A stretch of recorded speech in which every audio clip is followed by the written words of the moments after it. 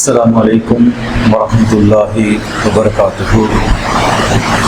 Innal hamdalillah nahmaduhu wa nasta'inuhu wa nastaghfiruh wa na'udzu billahi min shururi anfusina wa min sayyiati a'malina.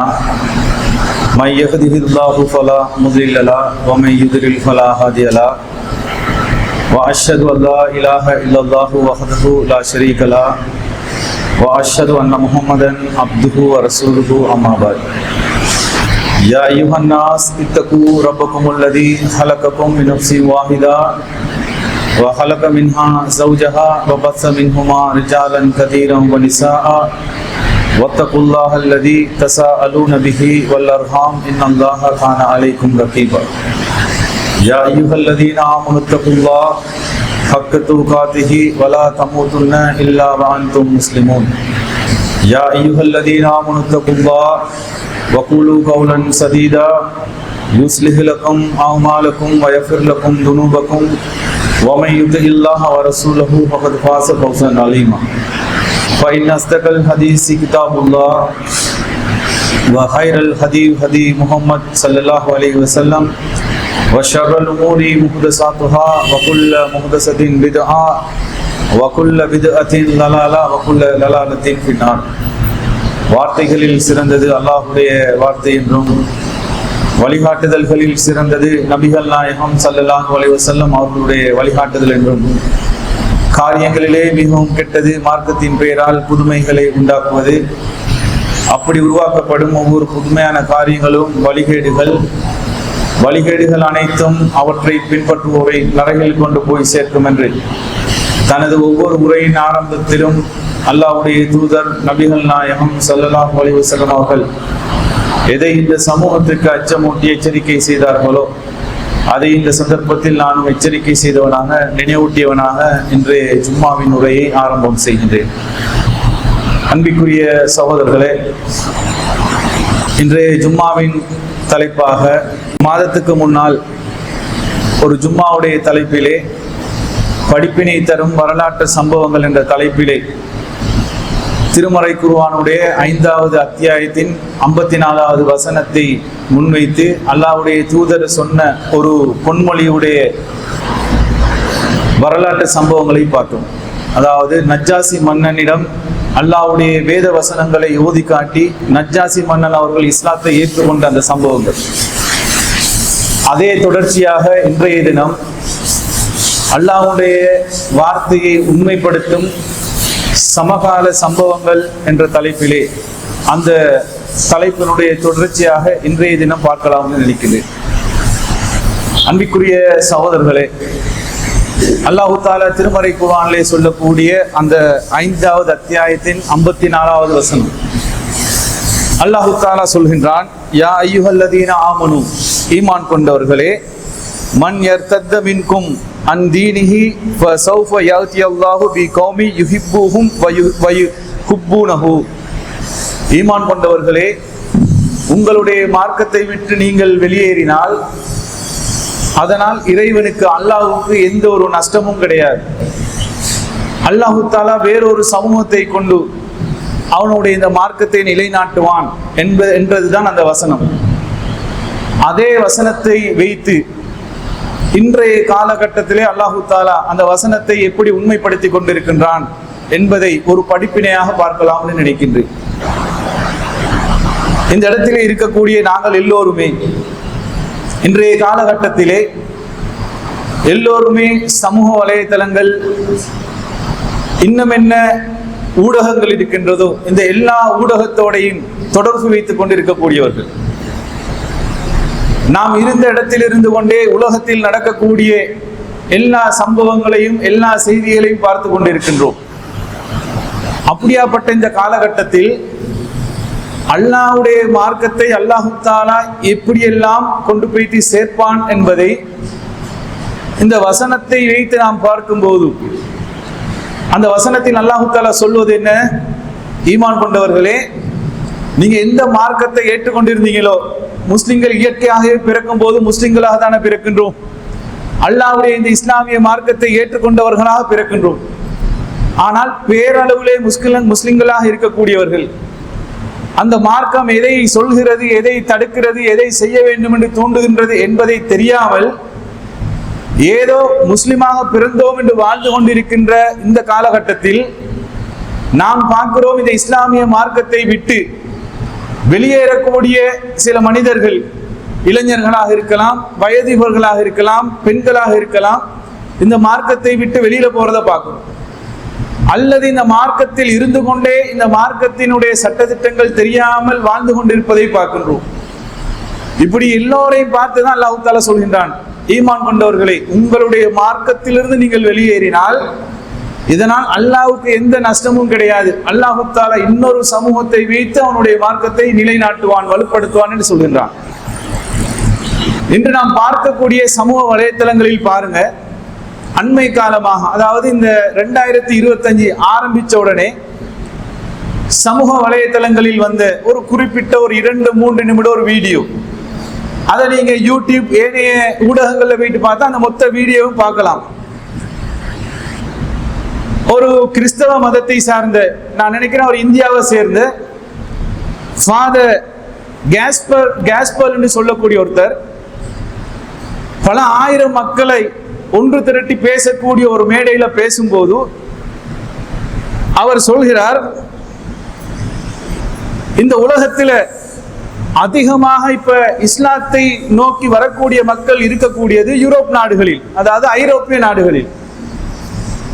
ஐரோப்பிய நாடுகளில் இருக்கக்கூடிய இந்த கிறிஸ்தவர்கள் இந்த இஸ்லாத்தின் பக்கம் அதிகமாக வருவதற்கு இந்த இஸ்லாத்தினுடைய திருமறை குர்ஆனுடைய வசனங்கள் தான் காரணமாக ஒரு முதன்மையாக இருந்து கொண்டிருக்கின்றது.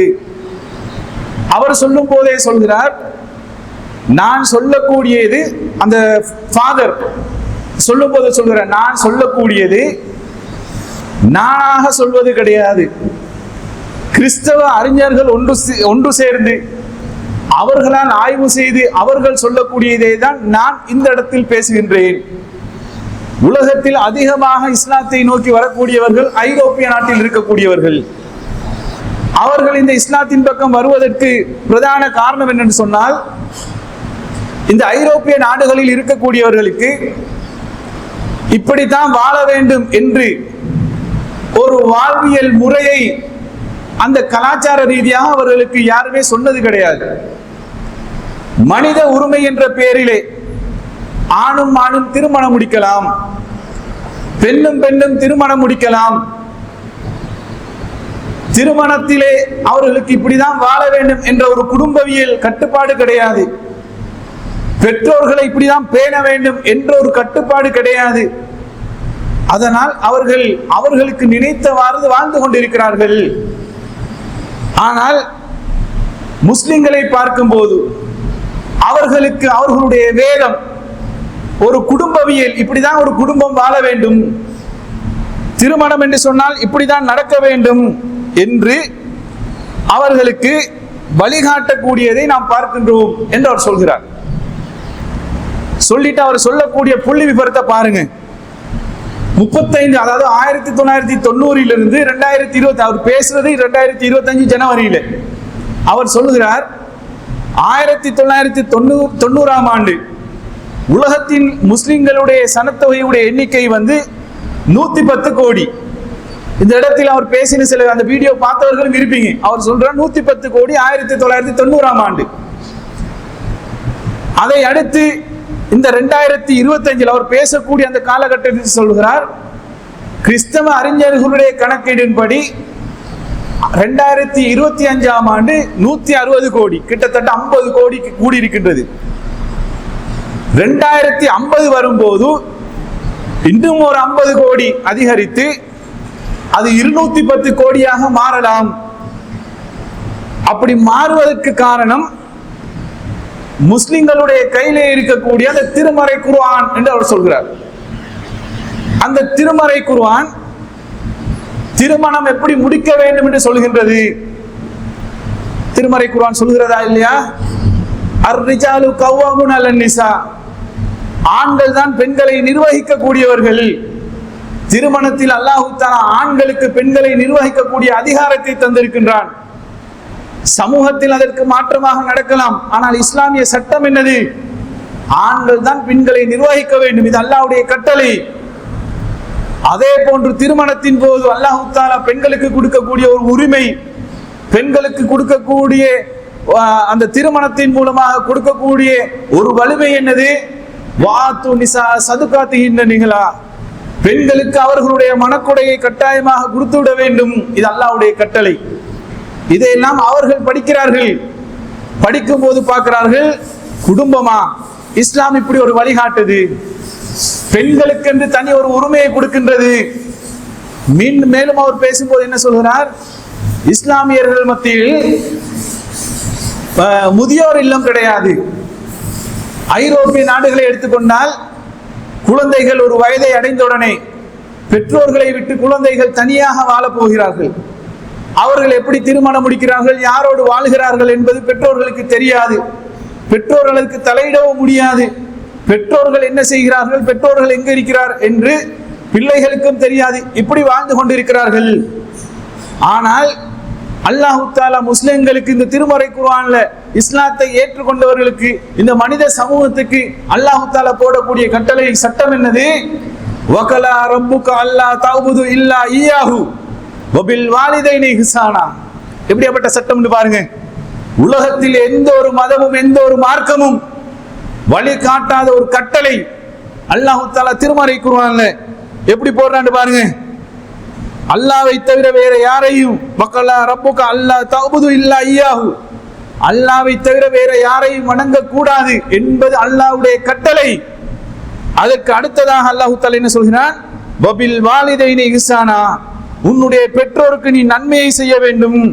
அதோடு அல்லாஹ் தஆலா முடித்து விடாமல், இம்மா யபுலு அன்னக்கும் இந்தகல் கிபர அஹதஹுமா அவ் கிலாஹுமா ஃபலா தகுல்லஹுமா உஃபின், அவர்களை பார்த்து நீ சி என்று கூட சொல்லிவிடாதே என்று அல்லாஹ் தஆலா சொல்கின்றான். தொடர்ச்சியாக அல்லாஹ் தஆலா சொல்லும் போது எந்த அளவுக்கு சொல்கின்றான்? அவ்விருவரையும் உம்மிடத்திலிருந்து விரட்ட வேண்டாம் என்று அல்லாஹ் தஆலாவுடைய கட்டளை.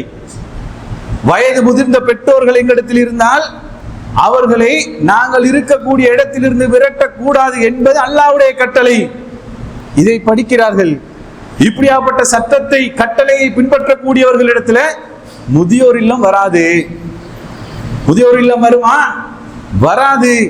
இதை படிக்கக்கூடிய கிறிஸ்தவ உலகம், கிறிஸ்தவ சமூகம், இதுதான் உலகத்தில் ஒரு மனிதனுக்கு வாழ்வியல் மார்க்கம் என்பதை ஏற்றுக்கொள்கிறார்கள். அதனால் இஸ்லாத்தினுடைய வளர்ச்சி அதிகரித்துக் கொண்டே போகின்றது என்று யாரு சொல்றது? ஒரு முஸ்லிம் கிடையாது, ஒரு மௌலவி கிடையாது, இஸ்லாத்தை வாழ்க்கை நெறியாக ஏற்றுக்கொண்டவர் கிடையாது, ஒரு ஃபாதர் பேசுகிறார். அப்ப எந்த அளவுக்கு அல்லாஹ் தஆலா அந்த சொன்ன வார்த்தை இருக்கின்றதே, ஈமான் கொண்டவர்களே, நீங்கள் இந்த மார்க்கத்தை விட்டு வெளியேறினால் நான் இன்னொரு சமூகத்தை கொண்டு வருவேன், அவர்களை வைத்து என்னுடைய மார்க்கத்தை நான் வலுப்படுத்துவேன், நிலைநாட்டுவேன் என்று சொன்னானே, அதை அல்லாஹ் தஆலா செய்து கொண்டிருக்கிறான். அல்லாஹ்வுடைய மார்க்கத்தை முஸ்லிம்கள் தான் வளர்க்க வேண்டும் என்று கிடையாது. முஸ்லிம்கள் அல்லாஹ்வை ஏற்றுக்கொண்டிருக்கின்றோம். நாம் அல்லாஹ்வை சரியாக அல்லாஹ்வுக்கு கட்டுப்படாவிட்டால், அல்லாஹ்வுடைய தூதருக்கு கட்டுப்படாவிட்டால் அல்லாஹ் தஆலா இன்னொரு சமூகத்தை வைத்து எதற்கு பாடம் படிப்பிப்பான்? திருமறை குர்ஆன்ல ஒரு வசனம் ஒன்று இருக்கின்றது பாருங்க. திருமறை குர்ஆன்ல அல்லாஹ் தஆலா சொல்கின்றான், 17வது அத்தியாயத்தின் 23வது வசனத்தை படிச்சு பாருங்க. இந்த வசனத்தை படிக்கக்கூடிய அந்த விஞ்ஞானியுடைய, அந்த சயின்டிஸ்டுடைய பேர் எனக்கு மறந்து விட்டது. திருமறை குர்ஆனுடைய 2 வசனங்கள் அவர் படிக்கிறார். ஒன்று திருமறை குர்ஆனுடைய 24வது அத்தியாயத்தினுடைய 40வது வசனம், இன்னொன்று 17வது அத்தியாயத்தினுடைய 23வது வசனம். எப்படியாப்பட்ட வசனம் என்று பாருங்க. நாங்க வெறுமனே திருமறை குர்ஆனை படிச்சுட்டு போறோம், அதனுடைய தர்ஜுமா, அதனுடைய அர்த்தங்கள் எங்களுக்கு தெரியாது. அல்லாஹ் தஆலா 24வது அத்தியாயத்தின் 40வது வசனத்தில் அல்லாஹ் தஆலா மனிதனுடைய உள்ளத்தையும் கடலுடைய அலையையும் அல்லாஹ் தஆலா சம்பந்தப்படுத்தி பேசுகிறார். நாம் யாராவது படித்து தெரிஞ்சிருக்கிறோமா? திருமறை குர்ஆன்ல இப்படி ஒரு அத்தியாயம், இப்படி ஒரு வசனம் இருக்குது, அல்லாஹ் தஆலா இப்படிதான் சொல்கிறான் என்று நாம் யாராவது தெரிந்திருக்கிறோமா? மனிதனுடைய உள்ளத்தையும் கடலில் இருக்கக்கூடிய அலையையும் அல்லாஹ் தஆலா சம்பந்தப்படுத்தி பேசுறான். மனிதனுடைய உள்ளம் எப்படி தெரியுமா? கடலில் உள்ள அலையை போன்றது என்று அல்லாஹ் தஆலா சொல்றான். இந்த வசனத்தை ஒரு விஞ்ஞானி, அமெரிக்காவை சேர்ந்த ஒரு விஞ்ஞானி எடுத்து பார்க்கிறாரு. அவர் படித்து விட்டு ஆய்வு பண்ணிட்டு சொல்றாரு, கடலிலே இரண்டு அலைகள், ஒரு அலைக்கு மேல் இன்னொரு அலை இருக்கின்றது, அதுக்கு மேல் மேகம் இருக்கின்றது, அதற்கு கீழால் இருள் இருக்கின்றது. அதை போன்றுதான் மனிதனுடைய உள்ளமும் அல்லாஹ் தஆலா பேசுறானே. இது ஆய்வு பண்ணிட்டு அவர் சொல்றார், கடலுக்கு கீழே ரெண்டு அலைகள் இருக்கின்றது என்று நாங்க கண்டுபிடிச்சதே 100 வருடத்துக்கு முன்னால் தான். 1400 வருடத்துக்கு முன்னால் திருமறை குர்ஆன்ல ஆழ்கடலில் 2 அலைகள் இருக்கின்றது என்று சொல்வதே ஆச்சரியம் என்று ஒரு கிறிஸ்தவர் சொல்கிறார். நாங்க படிக்கிறோம் தானே திருமறை குர்ஆனை, இந்த தர்ஜுமாக்கள், இந்த அர்த்தங்கள் தெரிஞ்சிருக்கிறோமா? தெரியவில்லை. ஏதோ சம்பிரதாயத்துக்கு தானே படித்துக் கொண்டிருக்கிறோம், சம்பிரதாயத்துக்கு ஓதி கொண்டிருக்கிறோம், விளங்கி படிப்பது கிடையாது. அதே விஞ்ஞானி திருமறை குர்ஆனுடைய அடுத்த வசனம், ஏன் இஸ்லாமியர்கள் மத்தியில் முதியோர் இல்லங்கள் குறைந்து விட்டது என்பதை ஆய்வு செய்கிறார். திருமறை குர்ஆனுடைய 17:23 வசனத்தை பார்த்து அல்லாஹ் தஆலா என்ன சொல்றான் அந்த வசனத்தில்? அல்லாஹ் தஆலா அந்த வசனத்தில் அல்லாஹ் 17:23 கிடையாது, 46:15, 46வது அத்தியாயத்தின் 15வது வசனத்தில் அல்லாஹ் தஆலா சொல்கின்றான், வவஸைனல் இன்சான பிவாலிதைஹி இஹ்சானா ஹமலத்துஹு உம்முஹு குர்ஹா வவலஅத்துஹு குர்ஹா வஹம்லுஹு வஃபிலலஹு ஸலாத்துன் ஸஹ்ரா. அல்லாஹ் தஆலா என்ன சொல்கின்றான்? உன்னுடைய தாய் சிரமப்பட்டு உன்னை சுமந்தால், சிரமப்பட்டு உன்னை பெற்றெடுத்தால் என்று அல்லாஹ் தஆலா சொல்றான். வெறும் 2 வசனம் தானே. ஒரு தாய் 9 மாதம் 10 மாதம் ஒரு குழந்தையை வயித்துல சுமக்கிறான். சிரமம். எங்கட மனைவி மாற யோசிச்சு பாருங்க, எங்கட தாய் மாற யோசிச்சு பாருங்க. எங்கட திருமணம் முடித்து கொடுத்த பெண் பிள்ளைகள் கற்பமாக இருக்கும் போது அவர்கள் படக்கூடிய கஷ்டம், அவர்கள் படக்கூடிய அந்த துன்பம், வயிற்றுல குழந்தையை சுமந்து கொண்டு ஒரு 9 மாதம் 10 மாதம் படக்கூடிய கஷ்டம் எங்கட கண்ணுக்கு விளங்குது. அது அல்லாஹ் தஆலா அப்படியே திருமறை குர்ஆன்ல கொண்டு வரான். கடைசா முடிக்கும் போது அல்லாஹ் தஆலா என்ன சொல்றான்? சிரமப்பட்டு உன்னுடைய தாய் உன்னை சிரமப்பட்டு பெற்றெடுத்தாள் என்று முடிக்கிறான் அல்லாஹ் தஆலா. இந்த ஒரு வசனம் இருக்குதே, சிரமப்பட்டு பெற்றெடுத்தாள் என்று, அந்த வசனத்தை இந்த விஞ்ஞானி ஆய்வு பண்றார். சிரமப்பட்டு சுமந்தால் சரி, சிரமப்பட்டு பெற்றெடுத்தால் என்று சொல்றான். அந்த சட்டம் உன்னுடைய பெற்றோரை பார்த்து நீ சி என்று கூட சொல்லிவிடாதே. அல்லாஹ்வுக்கு அடுத்ததாக நீ உன்னுடைய பெற்றோருக்கு நன்மை செய்ய வேண்டும் என்று இந்த சொல்லக்கூடிய எல்லா வசனத்தையும் அப்படியே எடுத்து இந்த வசனத்தோட ஜாயின் பண்ணி ஆய்வு பண்ணி பார்க்கிறார். ஒரு தாயுடைய பிரசவ வேதனை அவர் சொல்கிறார். ஒரு தாய் அந்த பிரசவ நேரத்தில் அவளுடைய விலா எலும்புகள் இருக்கின்றதே, அந்த குழந்தை வரும்போது அந்த விலா எலும்பு அவளுடைய இயற்கையாக இருக்கக்கூடிய அளவை விட 10-12 வீதம் விரிவடைய வேண்டும். விரிவடையும் போது ஏற்படக்கூடிய வேதனை பாருங்க. நாங்க சும்மா லேசா நடந்து போகும்போது இந்த கையோ காலோ எங்கேயாவது பட்டன்னு வைங்க, 2-3 நாளைக்கு இந்த விரலை பிடிக்க இல்லாம இருக்கும், விரலை மடக்க இல்லாம இருக்கும். ஒரு குழந்தை வெளியில வரும்போது விலா எலும்பு எல்லாம் அப்படி விரிஞ்சு கொடுக்கணுமாம். அளவை சொல்றாரு. ஒரு பெண், ஒரு இயற்கையான ஒரு தாயுடைய பெண்ணுடைய ஆபாசமாக நினைக்காதீங்க. இதெல்லாம் தெரியாதனாலதான் இன்றைக்கு உம்மாக்கு தின்ன கொடுக்காம இருக்கிறான். திருமணம் முடிச்சதுக்கு பிறகு உம்மாவை ஊட்ட விட்டு விரட்டுறான். உம்மாவை சரியா கவனிக்காம இருக்கிறான். தண்ட பிள்ளைக்கு தண்ட மனைவிக்கு ஏதாவதுண்டா தூக்கிட்டு டாக்டர் கிட்ட ஓடுறான். உம்மாக்கு ஏதாவதுண்டா சும்மா போங்கமான்னு சொல்றான். ஏன் இதெல்லாம் தெரியாது. இவர் ஆய்வு பண்ணுறார். இயற்கையாக ஒரு பெண்ணுடைய பெண்ணுறுப்பு இருக்கிறது, குழந்தை வரக்கூடிய அந்த பெண்ணுறுப்புடைய அளவு 3 சென்டிமீட்டர், 3 சென்டிமீட்டர் தான் இயற்கையான ஒரு பெண், ஒரு தாயுடைய அந்த குழந்தை வரக்கூடிய பெண்ணுறுப்பினுடைய அளவு. ஆனால் ஒரு குழந்தை வெளியில் அந்த பெண் ஈன்றெடுக்கும் போது அந்த வலி, குழந்தை வரக்கூடிய அந்த வலி இருக்கின்றதே 13 தொடக்கம் 15 சென்டிமீட்டர் அந்த வலி விரிய வேண்டும்.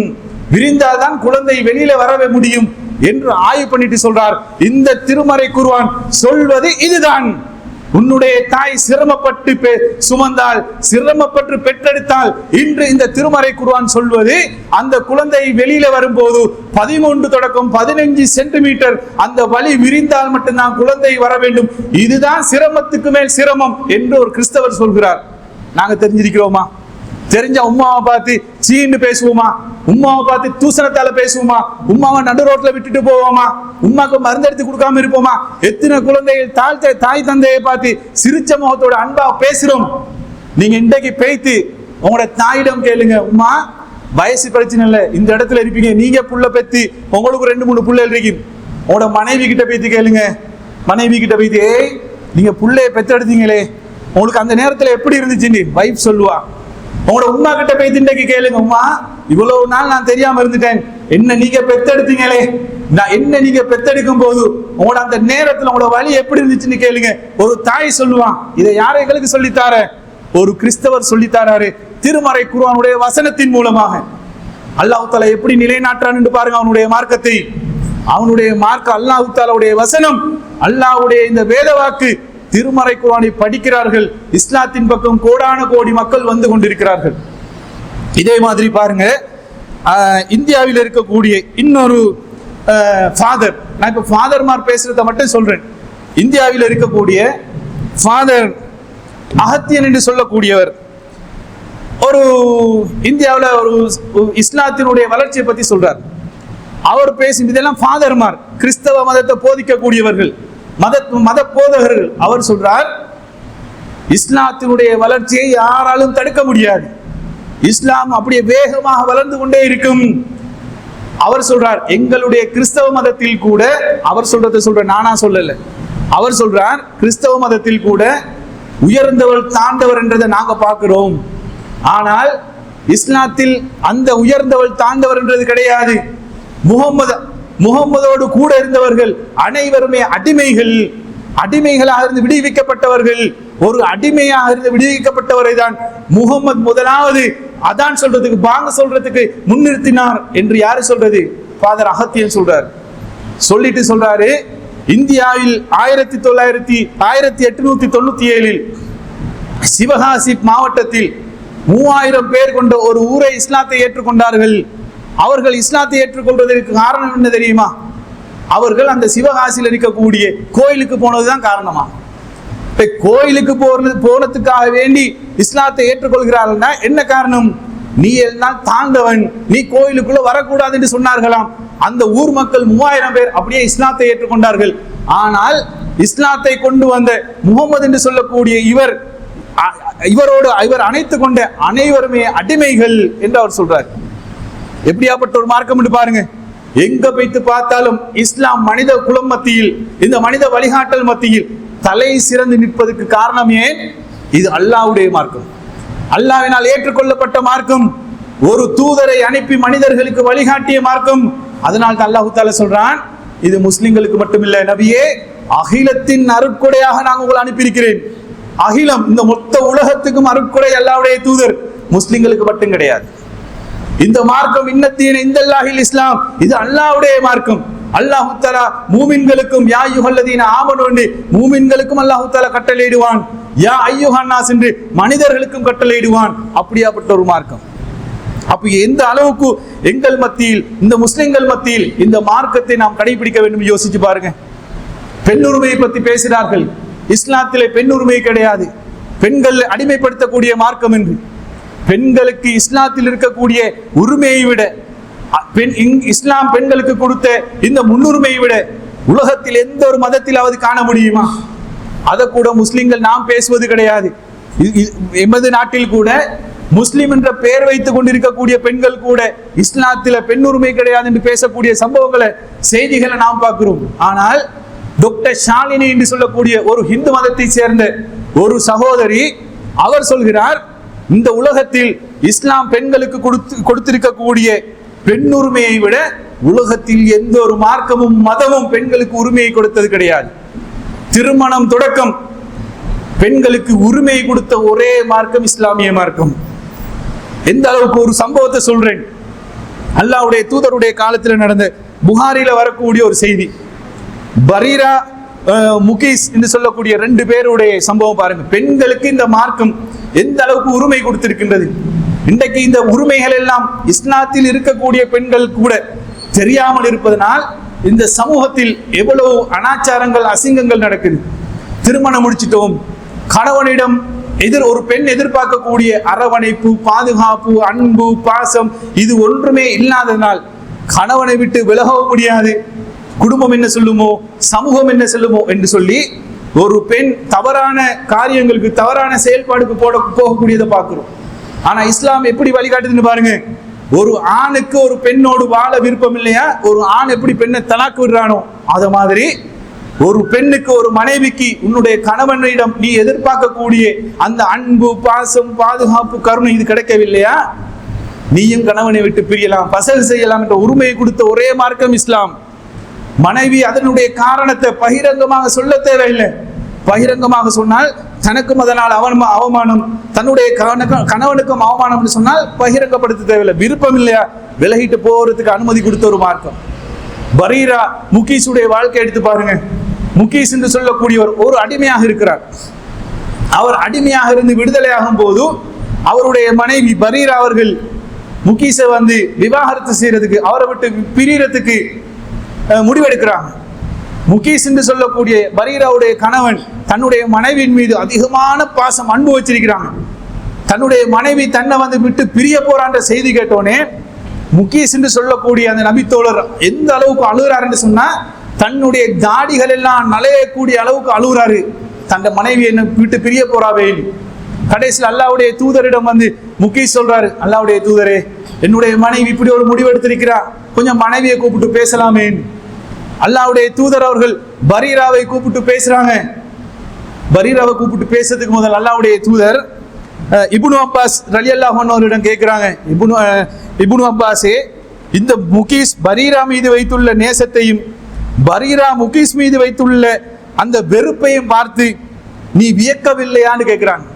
மனைவி வெறுக்கிறார், கணவன் அதிகமாக பாசம் வச்சிருக்கிறாங்க. இதை பார்த்து நீங்க வியப்படையவில்லையான்னு கேட்கிறாங்க.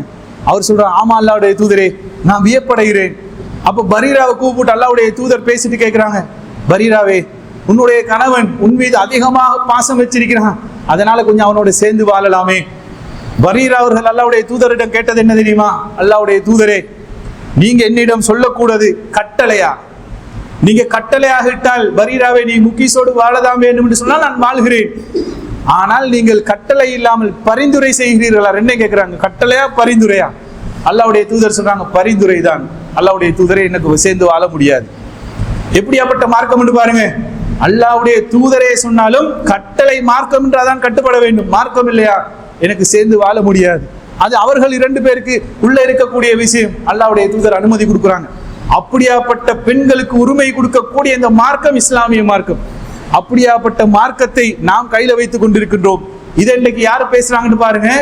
ஃபாதர் கோஸ்பல் பேசினது போல, ஃபாதர் அகத்தியன் பேசினது போல, டாக்டர் ஷாலினி பேசியது போல எத்தனை பேர் இன்று இஸ்லாத்தை பற்றி பேசுகிறார்கள். இன்று இஸ்லாமியர் மத்தியில், முஸ்லிம்கள் மத்தியில் இணை வைப்பு தலைவிரித்து ஆடுகின்றது. அது கபர் வணக்கமாக இருக்கலாம், துவா போடுறதாக இருக்கலாம், கையில நூல் கட்டுறதாக இருக்கலாம், இன்னும் என்னென்ன இருக்கின்றதோ எல்லாத்தையும் இன்று முஸ்லிம்கள் சாதாரணமாக செய்து கொண்டிருக்கின்றோம். ஆனால் அந்த இஸ்லாத்தை பற்றி நீங்க எல்லாம் கேள்விப்பட்டிருக்கீங்க. இந்தியால பெரியார் எதை எடுத்தாலும் பெரியார் சொன்னாரு என்று பெரியாருடைய வாக்கை தேவ வாக்காக எடுத்து வாழக்கூடிய சிலர் இந்தியாவில் இருப்பாங்க.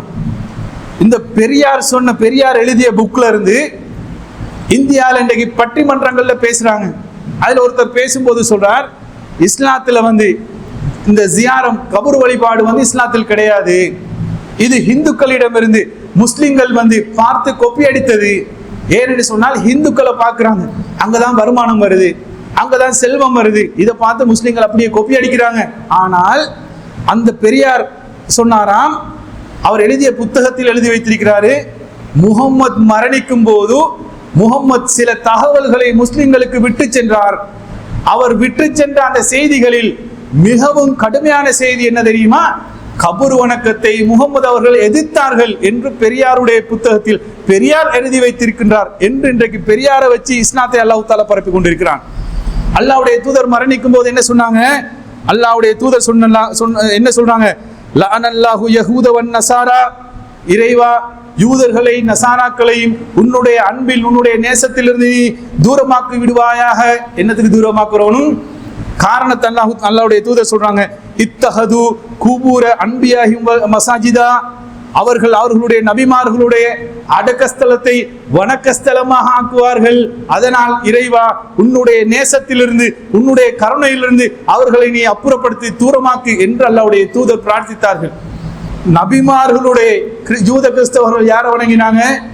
ஈசா நபியை கடவுளா வணங்கினாங்க, இப்ராஹிம் நபியை கடவுளா வணங்கினாங்க, இந்த நபிமார்களை கடவுளா வணங்கிய அந்த சமூகத்தையே அல்லாஹ்வுடைய தூதர் இறைவனிடம் சபிக்க சொல்லி பிரார்த்தனை செய்தார்கள் என்று சொன்னால், அடையாளமே இல்லாதவர்களை இன்று வணங்கி கொண்டிருக்கிறார்களே முஸ்லிம் என்ற பெயரில், இவர்களை அல்லாஹு தாலா இது மார்க்கம் கிடையாது, இது இஸ்லாம் கிடையாது என்று மாற்று மத சகோதரர்களை வச்சு அல்லாஹு தாலா வளர்த்து கொண்டிருக்கின்றான். இதைதான் அல்லாஹு தாலா ஒரே வசனத்தில் சொன்னான், ஈமான் கொண்டவர்களை நீங்கள் உங்களுடைய மார்க்கத்திலிருந்து வெளியேறினால் நான் இன்னொரு சமூகத்தை வைத்து என்னுடைய மார்க்கத்தை வலுப்படுத்துவேன்.